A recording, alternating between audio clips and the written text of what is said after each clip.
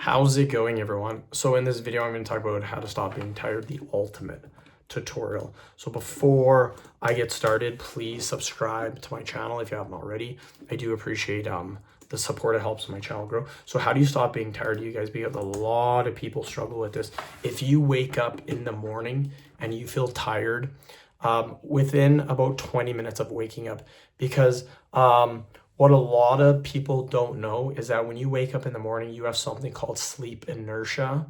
That is common for everyone. That just means like the first 5, 10, 15 minutes that you're awake, you feel really groggy and tired. That's just your body basically waking up for the day. So that sleep inertia is normal.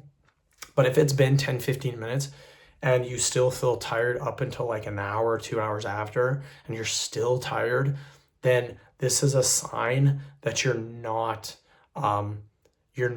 getting enough sleep. It is a very, very, very common sign that you're not sleeping enough at night. So how much sleep do you need at night?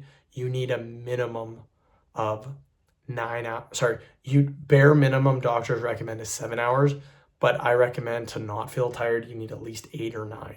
I get 9 hours because I do bodybuilding and powerlifting, which is very not stressful, but very hard on the body. So you need lots of recovery, you need lots of sleep.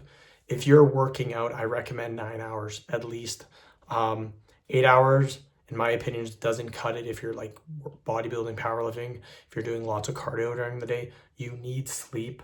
Sleep is when your body is repairing and growing, getting bigger, getting stronger, getting faster. So it's very, very important.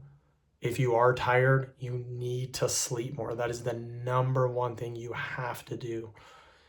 End the video. Thank you so much for watching. Please subscribe to my channel if you haven't already.